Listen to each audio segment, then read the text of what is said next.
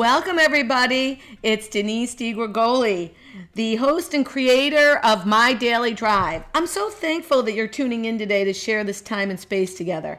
Come here on Tuesdays and fuel up on your motivation. You know, we believe it's how you fuel your mind, your body, your spirit that creates the life you live. Fuel it well, fuel it with the Daily Drive.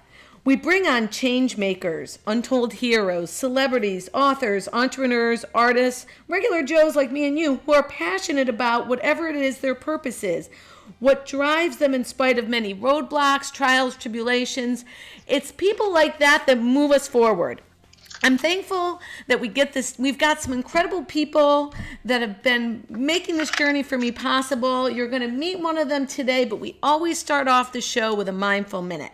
And I want to talk to you about positive words and powerful results. Hal Urban's book that I stumbled across the other day. And you know what stuck to me was our words reveal us. What's stored in our hearts often pours out of our mouths. Now, we're all bombarded with messages. You know, they say that we get more information today in a 1 hour period of time than we got in the entire year of 1920.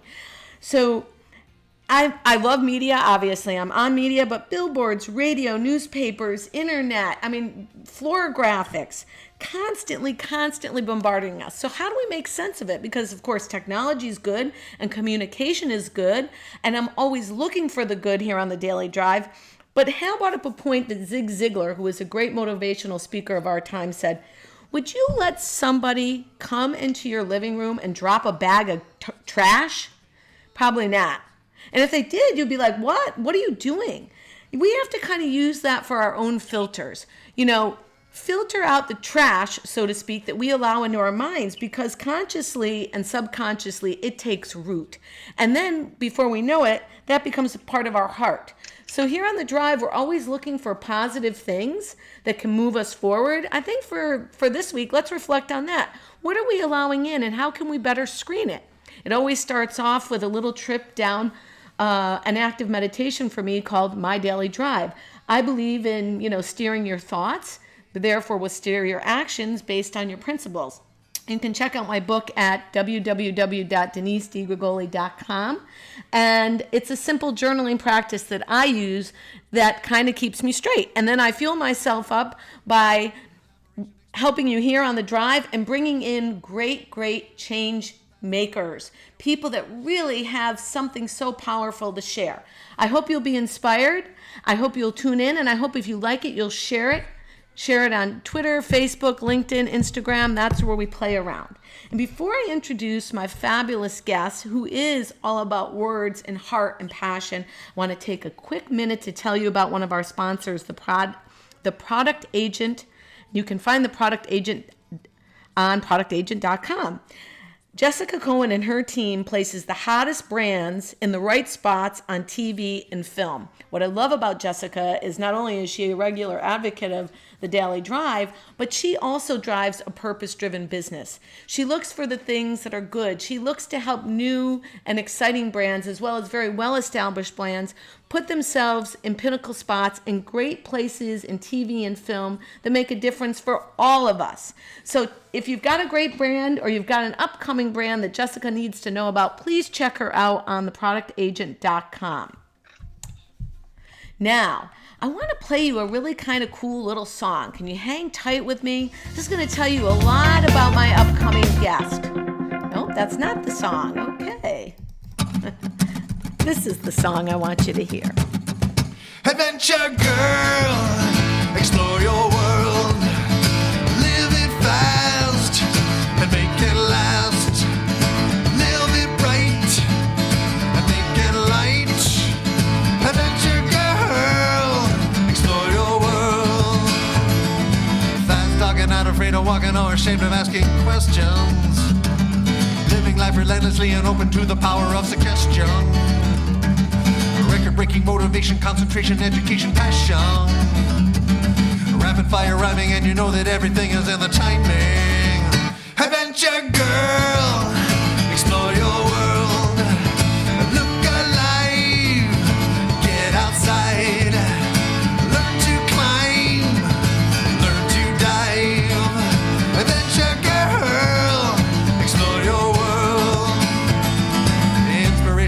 inspiration, Guinness Book of Records domination. Collaboration, exploration, burning hope for future generations. Fast talking, not afraid of walking or ashamed of asking questions.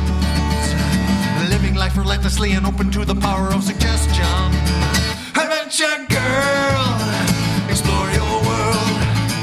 Relentless love to climb above. Relentless thirst to be the first. Adventure girl, explore your world.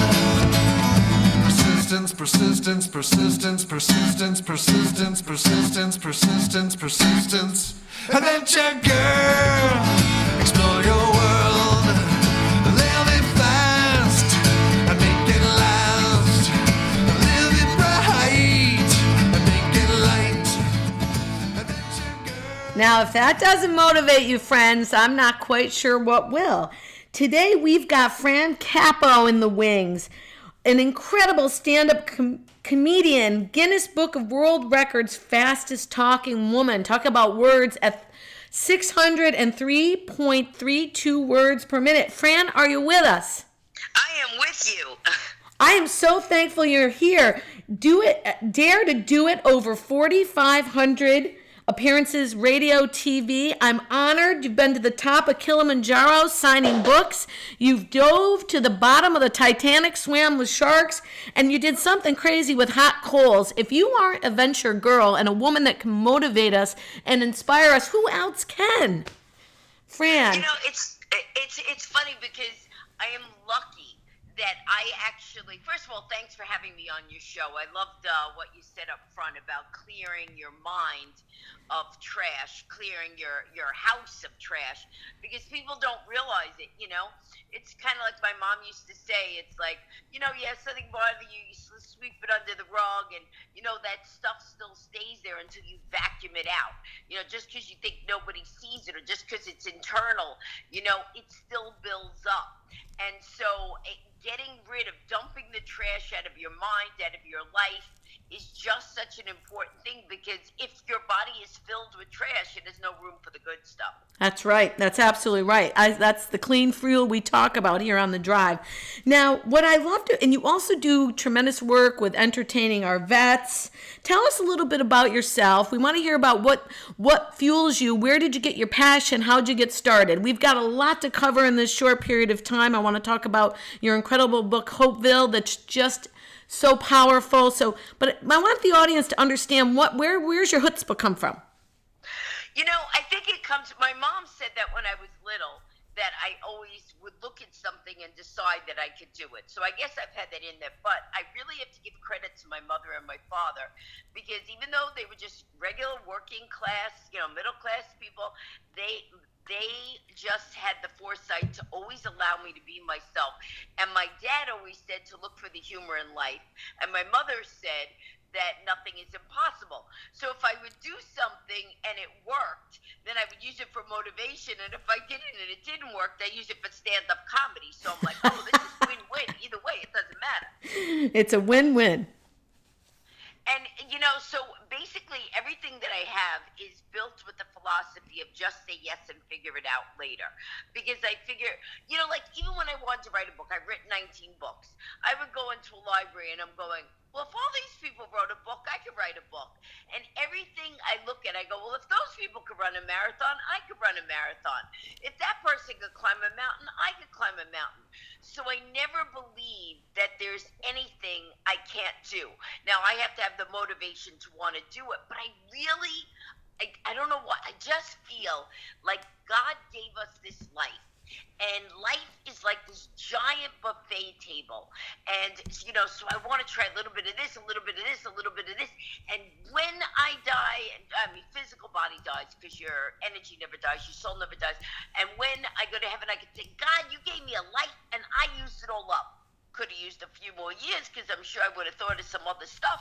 But I see things, I'm like, oh, wow, what's on the other side of that river? Oh, what's on the other side of that mountain? It's just, I love exploring. I love seeing. And I am just And it's not a matter of not being satisfied, because someone may say, well, are you never satisfied where you are? It's just a pure love for life It's sort and of, curiosity. it's kind of like lifelong learning. You're into being a lifelong learner and an adventurer. Yes. Now, how do you And, help other people do that? Like, how do you help people do that? a lot of times people have it in them and they just don't realize, because people allow fear to stop them. But what they don't realize about fear is, let's say jumping out of a plane. Oh, no, I'm not going to jump out of a plane, but I've always wanted to. See, they have to have the desire that they've wanted to do something. I've always wanted to have my own business, but I'm scared that it will fail. Whatever it happens to be. And so what I say to people is, you do realize that you're fearing it, but yet you want to do it. And so you live that fear over and over and over again. The things I do, I'm not saying that I'm not scared to do. I'm just saying that I took it beyond the fear, so that I feared it, but I did it anyway. And then afterwards, I get the results. And you know what? What if you do something that doesn't work? So what? You think every single person that started a business did it the first time and it was a success? You think the person that is now the world record holder in, whatever it happens to be, bungee jumping or whatever, wasn't scared the first time they did it? Every single person makes mistakes along the way. And the only thing that matters, you could fall down 7 times, as long as you get up 8, that's all that matters. It does not matter. But people see just the ultimate success of somebody and they go, wow, that person's lucky. Hell no. It's not that person was just lucky. That person was willing to take the shot and go beyond their fear. And so what I say to people, what are you scared of? Well, I'm scared I'm going to, and so what happens? So what happens if you don't succeed? Well, then, then all of a sudden I'm going to feel I'm a failure. Okay, and then so what? You think the first time you tried to stand when you were 2 years old, or whatever age you tried to stand, 8 months old, and you were a success, you just got up and started walking? No. Did you sit there and go, that's it, never walking again? No. So you have to realize that everything that you do in life, at one point you weren't good at, and just break beyond the fear. And what I do is, a lot of times I will push people if I know it's really something they want to do, and I'll just say to them, just try it. You don't like it, you never have to do it again if you don't want to. And half the times the fear is bigger than the actual event. Well, that's true. That's very true. Now, what got you into being a comedian? How did you get into that? Because I look at that from afar and I say, that's something I love. I love humor. I think humor moves us forward. I think humor is the greatest tool for self-reflection, stress relieving, blah, blah, blah. I watch only humor when I even do watch TV. So what is it that, how'd you get into that? Stand-up comedy was really funny because I was in school. I went to Queens College. I was an accounting and philosophy major. So it's kind of like people go, how does that go together? It's like 1 + 1 is 2. Why? It's just like, that's the way that it works. Both left side and right side of my brain seem to luckily work, equally. So the way that I got into stand-up was I secretly, I saw some stand-up comics and I'm like, wow, that'd be cool to do that. But, like I said, I was an accounting and philosophy major. And so I was like, all right, God, if I'm supposed to do this, give me a sign. Well, literally, I had gone to a car show and there was this handwriting machine, thing and analysis. And I did it and it said, you have a sense of humor, use it to make money. And I was like, wow. But I literally, this is me, I'm a little, thick when it comes to signs. Even though that was a clear sign, I went, oh, you know what, that's just a stupid handwriting analysis. Then a week later, I'm online at Great Adventures and I'm talking to my friends and joking around, and the total stranger right behind me taps me on the shoulder. He goes, I apologize, I was listening in on your conversation. I watch stand-up comics. I think you're funny, you should try it. And I'm like, that's just some guy online. Of course, God's over there going, how many bricks do I have to throw at her? So then I'm over there, and I was literally never took an acting class at that point in time. And I decided to take a class, and there was a book called Catcher in the Rye. And I think it was Catcher in the Rye. Anyway, I wind up reading a passage from it. Oh no, the Zoo Story, Edward Albert's The Zoo Story, and I'm reading a passage from it. And the teacher, the class is laughing, and the teacher looks at me, and he goes, "Wow, I never heard anybody read it like that." And I go, "Why?" He goes, "Oh, it's about suicide." I said, "Oh wow, I totally didn't get that."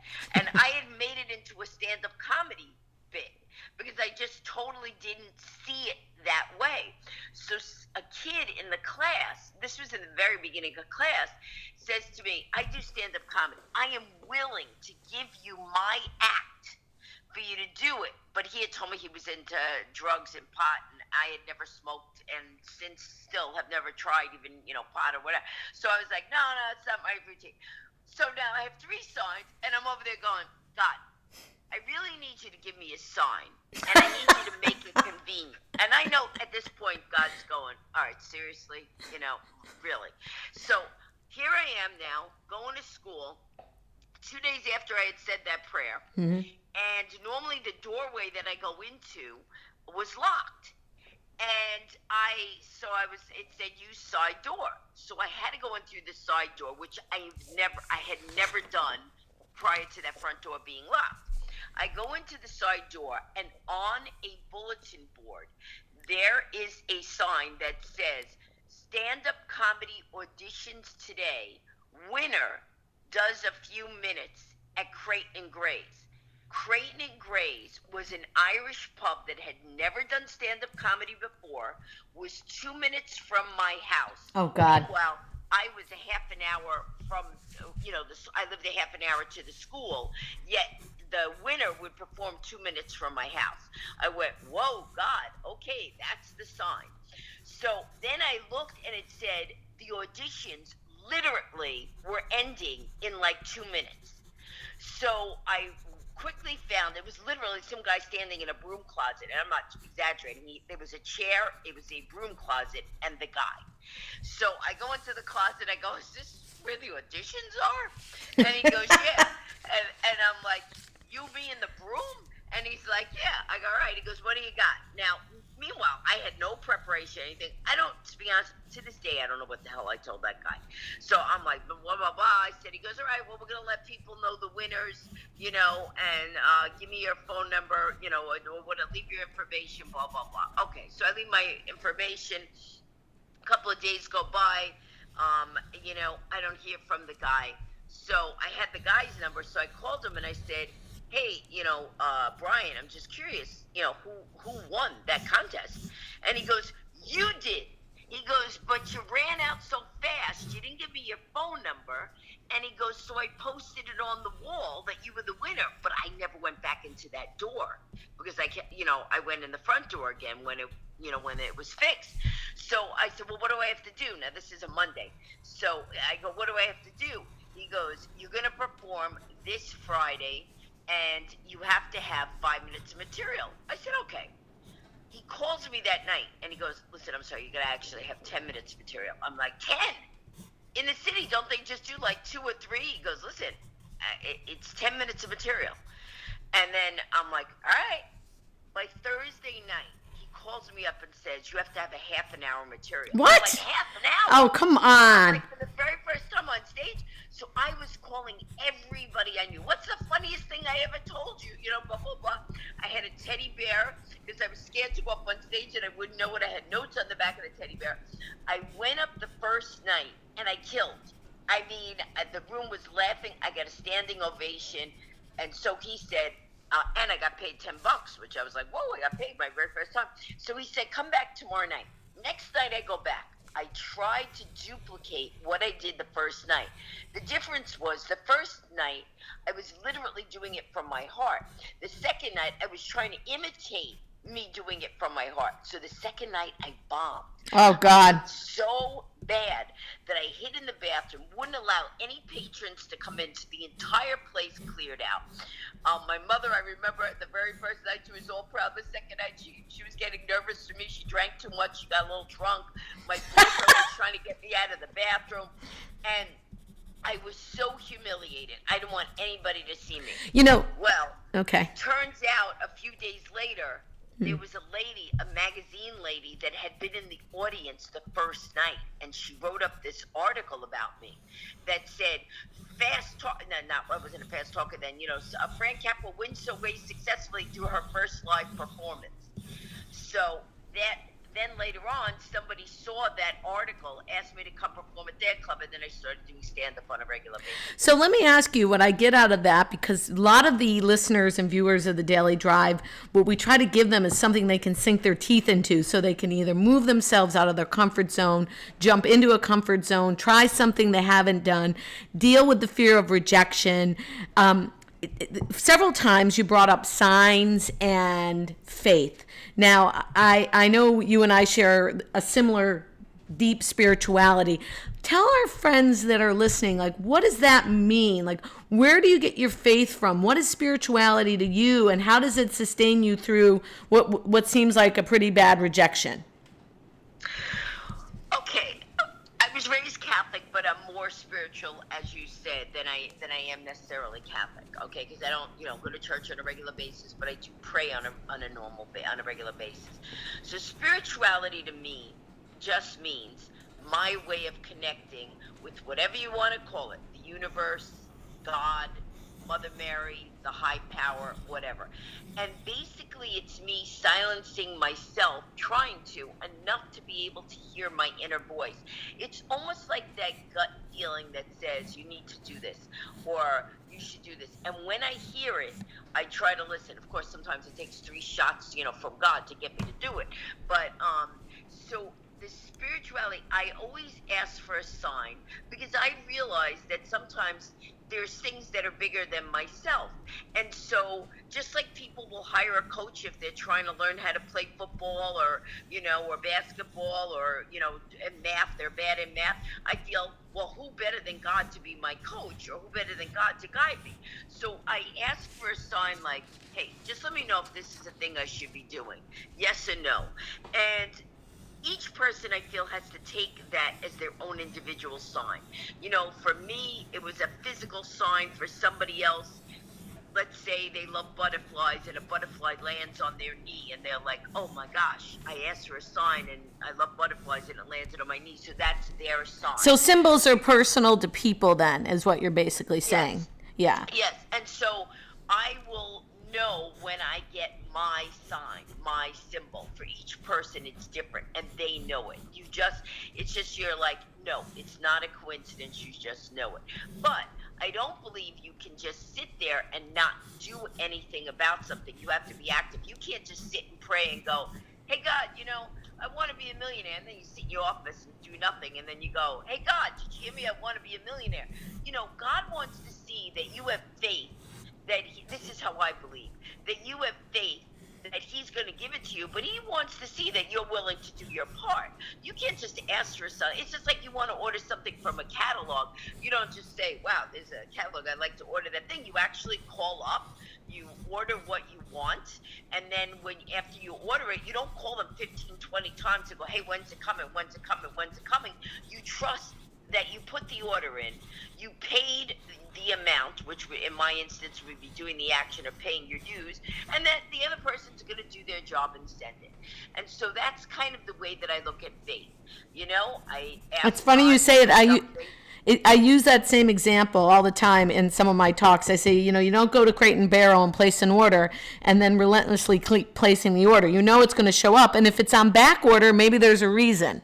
Exactly. Yeah. Maybe it wasn't your time to get it. Maybe the ones that are going to come through, it's effective, or maybe they're about to launch a new product and it's going to be a better one. And so they're saying, you know what? You don't want the, whatever, iPhone 7, you want the iPhone 8, and so for some reason you just can't get that 7 and you think, wow, man, that's the one I wanted. That's what I wanted. And then all of a sudden, 8 comes in, you go, wow, I didn't realize this is really better for me than the other one. So I guess to give somebody a tangible thing to hold on to, what I would say is you put out to the universe what you want. You go about doing it in the manner you think best that you could obtain your goal. And if you're finding stumbling blocks or something along the way, you just say, hey, give me some guidance.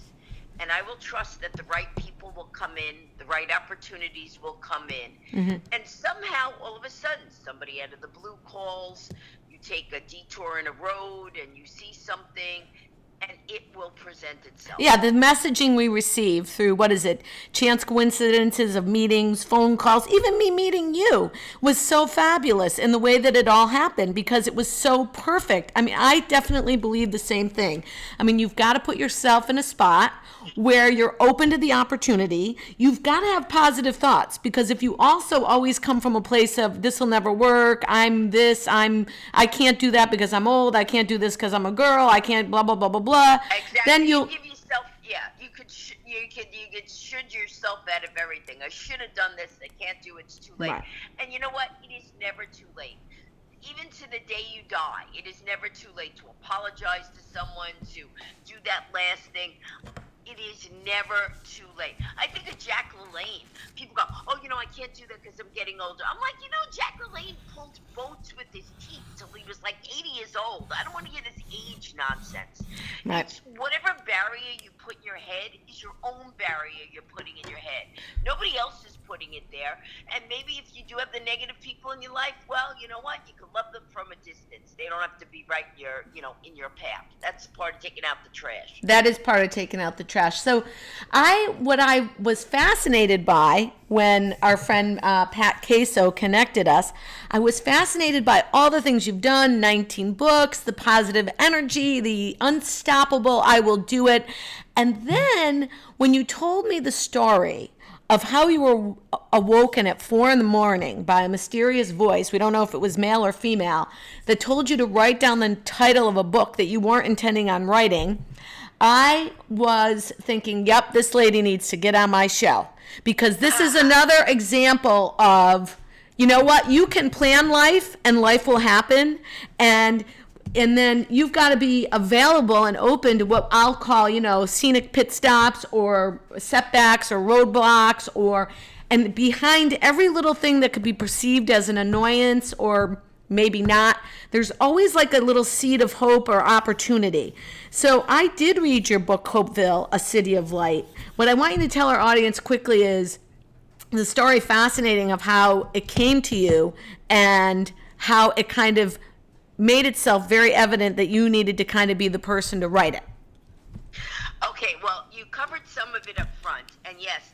So basically, in a nutshell, the way that it would happen, I was sleeping, like you said, at 4 o'clock in the morning. I had this dream, at least I thought it was a dream, that said, hey, get up, you got to write this book. And I'm like, wow, that's a weird dream. And the voice was being very persistent. So I literally turned on the light, didn't see anything, went back to sleep, heard the voice, get up, you have to write this book. It has a message that has to get out to the world. So I turned on the light. That's when I heard the voice, and I could tell it was neither male nor female. And I was like, all right, listen, I hear you. It's 4 o'clock in the morning. I don't know what you're talking about. I'm in the middle of writing another book. And they said, write this title down. Hopeville, the City of Light. Took out a pen and paper, wrote it down. I said, listen, I don't mean to be rude, but it's 4 o'clock in the morning. That's all I'm doing right now.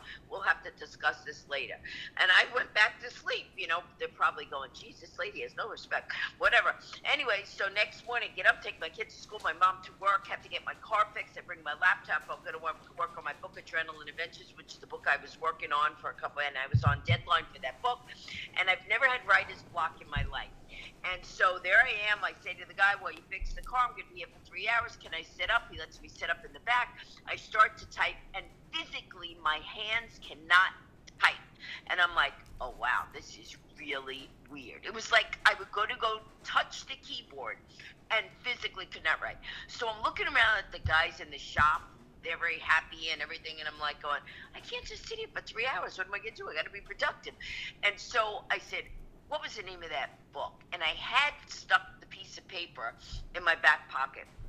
I open it up and then I go, let me try this. And as I went to write Hopeville, the City of Light, my fingers flowed, and that is the last thing I remember writing. I remember writing Hopeville, the City of Light. The next thing I remember writing was the words, the end. Then the guy goes, Fran, your car's ready. And he goes, okay, that was really weird. I go, what?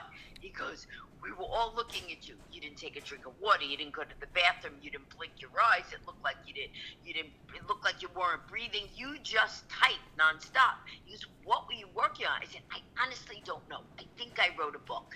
He's like, how do you not know? I said, I cannot tell you one word that's on that page. So he said, and remember, there's noise all around. There's tools. They're working on the car, and I didn't hear any of it. Nothing. Okay, so I take the book, but I was on deadline for Adrenaline Adventures. I take the book, close my laptop, don't even think about it, go back to writing my other book. A couple of weeks later, I'm like, I should probably look at this book and see what the heck I wrote, if it even makes sense. So I look at it, and basically, it's a parable about following your dreams. It's like a simple story that has a really good message. It's about four people, a mother, a little boy, an old man, and a successful businessman. And they're basically, the little boy's getting bullied, the mother's holding down 3 jobs. The successful businessman gave up, getting married and having a love just to build his business. And the old man feels he has a lot of wisdom from what he learned, and nobody wants to listen to him. They're discouraged with people in life. They don't know who to trust, what to do. And so at that same night, they all say a prayer, and an angel of light comes to them with the same message to each of them, and they're each asked to carry out their part. Each of them thinks that they're not capable of like this big task, but in the end, they all do it in their own way. And what it shows is the efforts of each person, no matter how small it may seem at the time, transforms the energy of the whole small town that they live in. And they go through different obstacles along the way, and then their paths all come together. But basically, it's a story of hope, inspiration, never giving up, following your dream, and living life to the fullest. And it shows how one person does have a ripple effect on a whole community and can make people come together and reevaluate and realize the important things in life. So it's really not just a book, it's a way of life. But the thing that I didn't know after I had written it was, well, do I send it to somebody? Do I edit it? What do I do? And so what happened at one point in time, that guy from Conversations, what's that guy's name? The one that wrote Conversations? Oh, Conversations with God. I forget his name. You know who I'm talking about. Yeah, I know who you're talking about. He wrote the book, and he had turned it into a movie. And a friend of mine said, hey, I want to go get the book signed. Should we go see him? And then I was like, I want to see that guy's editor. And so I went, and it turns out at the end of his tour, he comes and then he's announcing, hey, I have a special thing. Today, my editor is with me. And I'm like, wow, out of all 48 states, it's the only state the editor came to. Everybody runs to the author. I run to the editor. I said, hey, just out of curiosity, did you edit the book? He goes, how do you edit God? And so that to me was my sign. Leave the book exactly as it is. But what I did was I pulled out the 44 principles in the book. Now, the funny thing about this book is that I'm attached to it, but I don't feel I wrote it. But yet I know I physically am the one who, typed it on the page and wrote it. But people keep pointing out things to me. When I finally decided to write the book, I put the book as an ebook. And when I put it as an ebook, it had hit within one day. It became number 11 on Amazon. And it was just, first they did it as a trial copy, went to Staples, made up 50 copies, sold 50 copies within 2 days. Then I was like, okay, I did my job. And then, a couple of years later, I was like, no, maybe I should put it into ebook. Then it hit number 11 on Amazon. Then I again left it, and then someone said to me, what are you ever doing with that Hopeville book? So I said a prayer again to Mother Mary, and I was like, all right, Mother Mary, whoever gave me this book says I'm supposed to get the message out. How am I supposed to do it? I say the prayer that night. The next morning, I get up to a phone call from my friend saying, hey, congratulations, you're in Metro News, which is a big newspaper in England. I'm like, for what? He goes, oh, for your fast talking. I'm like, what? And then I get another phone call. Hey, I just saw you on ABC. I go, that's impossible. I'm laying in bed. What are you talking about? Turns out, I was like, what happens? turns out that a video I had done 3 years prior for True TV, the night that I said the prayer, the guy saw that video up on the shelf, realized he had never edited, and then put a video together and put it on the web, and it went viral. So I started getting calls, and then in my head I said, talk about Hopeville. So I said, I'll come on your show, talk about being a fast talker, as long as you also let me talk about my book, Hopeville and City of Light. I start talking about I'm about to leave for Korea to go do this whole thing. Anyway, remember, it's only in ebook form. I get a call 2 days before I'm about to leave for Korea, and this lady says, I've been a widow for 6 months. I've gone to widow groups. Nothing has consoled me. I saw that you created this ebook. I read it, and your book made me have peace inside. Would you ever think of doing the book as a soft cover? And I said, no, honestly, she goes, I have so many people I could give this book to. So then I'm like, oh, someone's calling me, telling me that the book's helping them. And so 2 days later, I actually wound up calling this company, 48 Hour Books, which you said that you use also. And they turned around, made the books. I was able to get it to this lady. And then all of a sudden, anytime I put any energy towards the book, it makes a big leap. Miller Coors ordered a whole bunch of books. Pfizer's ordered a whole bunch of books. Then one lady called, said the book was sitting in the back of her car for a long time. Her friend wanted the book, had told her about the ebook and blah, blah, blah. And then the next thing that happens, this lady winds up ordering 40 copies to give out to the people that come to her circle of light. So I have a question. With all of this karmic energy and this book kind of flowing and going and finding avenues, you as a busy woman and obviously a serial entrepreneur have a lot going on. I haven't even got to how you got to 600 words a minute. But what I want to know is Fran going to take this book, or is she going to let it continue to unfold organically? Is there a business plan in your mind behind this book, or are we letting it go where it goes? It's a combination, because I have a plan that unfolds to me, and as it unfolds, I follow through to that business plan. So basically, I do pray for guidance, and I go, what can I do? And so, I'll have a list of, for example, I've written down a list that'll say, my goals, to get people reading the book and spreading its word, to have people leave commentary on my Hopeville, the City of Light website, to have people each buy 2 copies or more, one for themselves, and give a gift to someone else who needs. So you kind of set intentions for the book. You set what you'd love to see happen to the book as an intention. Again, like we had spoken before, like you have your journal that you do with the daily drive. If you don't write down plans, how do you know you get to the next stop? And so I do have an outline of everything that I do. And so I'll say, okay, today I'm going to do this part of the plan. But then it goes to that point and I go, okay, God, now what? What happens if you get crazy busy with a lot of interruptions, or, you get a side, curveball, you get sideswacked, you get sick with the flu, or, something happens with your family and you're distracted? Because a lot of people will tell me, I can't do that, Denise. My life's too busy, or I'm taking care of my aging in-law, or my child's in a bad spot right now. And they might be, off lane, as I call it. What do you tell somebody like that? Because I agree with you. I set my intentions. I work my plan. I invite the possibilities in. I call in my prayers as well. Please show me what I need to do. But what can we tell our people that are listening? That like, yeah, it sounds good for you two because you have all this energy, your A personalities, and you've just had a track of success. Not me. What do we tell them? Okay, so this is what I do on a daily basis. I have and I literally call it things I got to do or I'll get antsy, okay? And that is a list I have. And what I do the night before is I literally say, so I don't overload myself, I go, all I need to do tomorrow to be a success is, and then I will set the one thing I have to do, and then everything else are things that I would like to accomplish, and if I don't accomplish them that day, they get moved to the next day.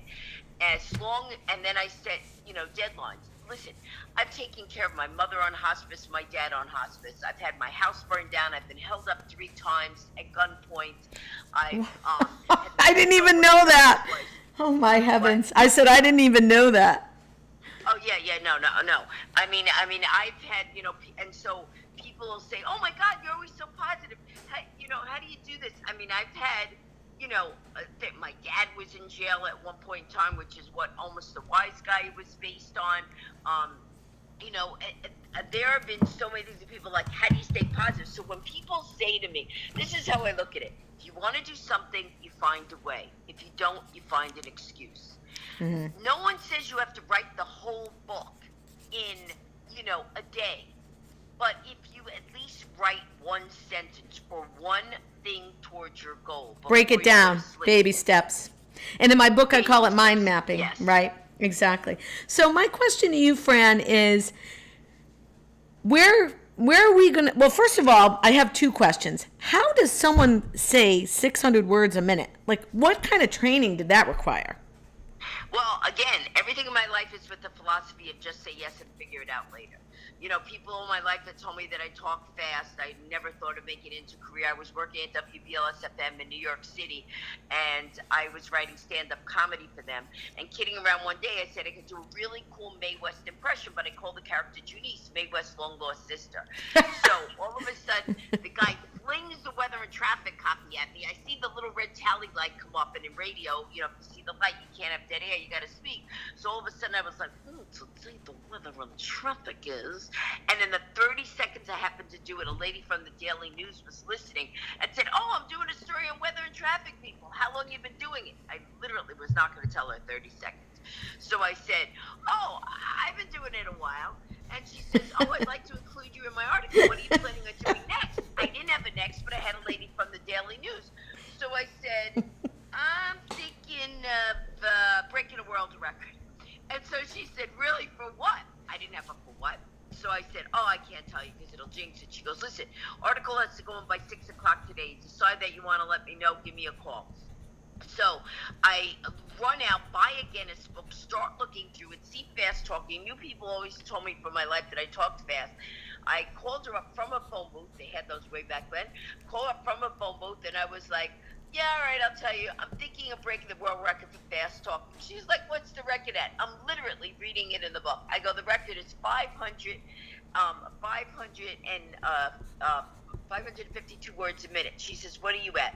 I said, 550. Those last two words are a killer. She prints it in the paper. Oh, no. The very next day, the Larry King Live people call me up and asked me to go on the show, break the record. To be honest, I didn't even know who Larry King was. All I heard was cable and I was like, "Is this some kind of porn thing?" They're like, "Honey, no, it's a national show." I said, "What if I don't break it?" She goes, "Larry doesn't care whether you break it or not. Just kids come on the show and try to break the record." Called up Guinness, "What do you have to do?" They said something from Shakespeare in the Bible. Me and Shakespeare never got along. I had a prayer from the Bible that my mother had taught me, which was the 91st Psalm. So they said they were going to have a limo come to my house. I called them up and said, I'd be willing to do the thing.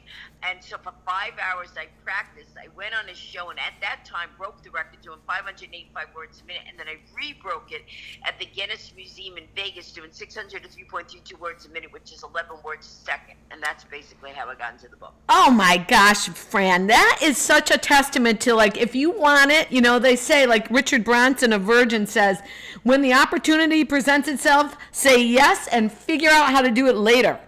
Whoa. That is literally, I didn't realize that was his motto too, but that is literally what I've said all my life. And people are like, "But aren't you scared?" Scared, fear has nothing to do with it. Am I? Yes. Am I going to let that stop me? No.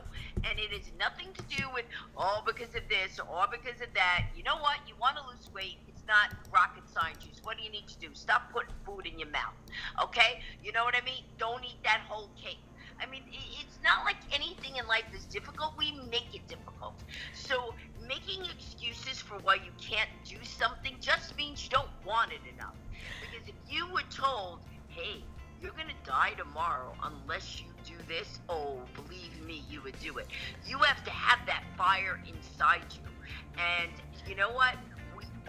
Every single person has to balance things in life. Fran, where can we find you? Where can we find you?